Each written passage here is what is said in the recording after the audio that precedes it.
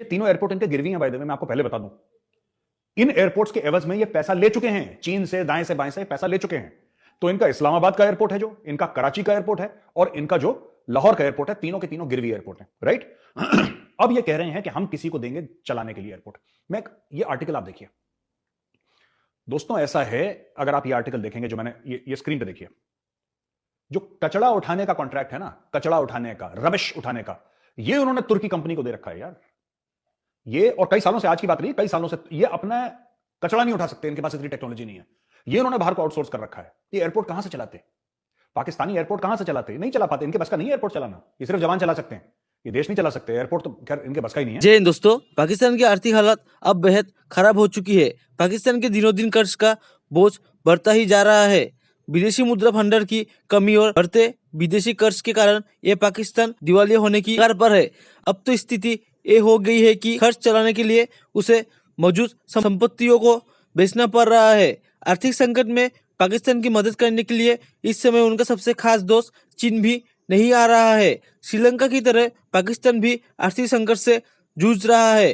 तो इन्होंने क्या करा कि बोला कि अब हम इसको आउटसोर्स कर देंगे। तो ठीक है भैया, आउटसोर्स कर दो, देख लेते हैं जिनको आउटसोर्स करते हो वो कितना तीर मारते हैं। और मुझे नहीं लगता कि ये अंदर किसी पाकिस्तानी को, अगर कोई पाकिस्तानी कंपनी भी है, एक्सपर्ट्स बाहर से आएंगे। Pakistan does not have either the money और द एक्सपर्टीज टू रन। ये किराने की दुकान चलाना बहुत बड़ी बात है, इनके बस का नहीं है ये। मैं मानने को तैयार नहीं हूं कि ये इंटरनल आउटसोर्सिंग है, ये पूरी की पूरी एक्सटर्नल वाला मामला है दोस्तों। अच्छा, एक बड़ी इंटरेस्टिंग खबर आई है इसके बीच में और ये खबर है कि इंडिया और साइप्रस ने, एक देश है साइप्रस, इंडिया और साइप्रस ने डिफेंस, माइग्रेशन और सोलर अलायंस साइन कर लिया। ये साइप्रस की क्या कहानी है? साइप्रस एक छोटा सा देश है और जमीन को लेके, तेल को लेके और पॉलिटिकल डिफरेंसेस को लेके इसकी और तुर्की की बिल्कुल नहीं बनती, बिल्कुल नहीं बनती। मतलब ये ऐसा है कि एक आंख नहीं सोते एक दूसरे को। अच्छा, तुर्की बीच बीच में, तुर्की को क्या होता है कि इस्लामिक वर्ल्ड का लीडर बनने की इसमें चुल उठती है तुर्की में, कि हम इस्लामिक वर्ल्ड का लीडर बन जाएं। पता नहीं क्यों इनका इनके ऐसे कोई एम है ही नहीं जो मॉडर्न है, 21st सेंचुरी के हैं, कि हम कोई नई रिसर्च करें, हम कोई मैन पावर। ये पुरानी दुनिया में रहते हैं, ऑटोमन एम्पायर जो है, फिर हम घोड़े पे चढ़ जाएंगे, दुनिया सारे काफिरों का गला काट, इनका यही दिमाग में पिक्चर चलती रहती है।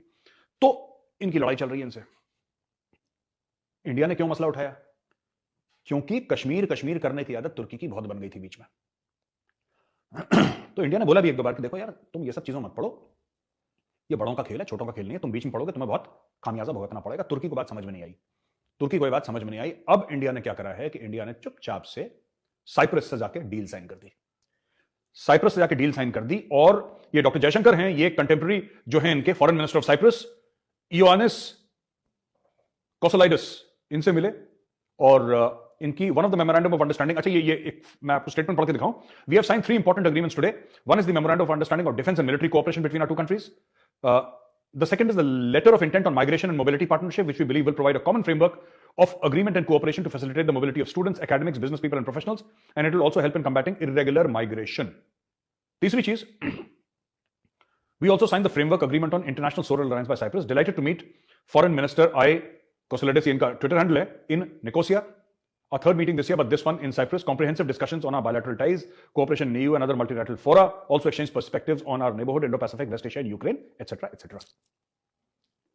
तुर्की बड़ा नाखुश कि भाईजान, ये आपने हमारी दुखती रख पे, हमने तो आपकी दुखती रख पे हाथ रखा था, उंगली रखी थी, आपने तो पूरा पैर रख दिया हमारी दुखती रख पे। तो भैया इंडिया के साथ यही होगा।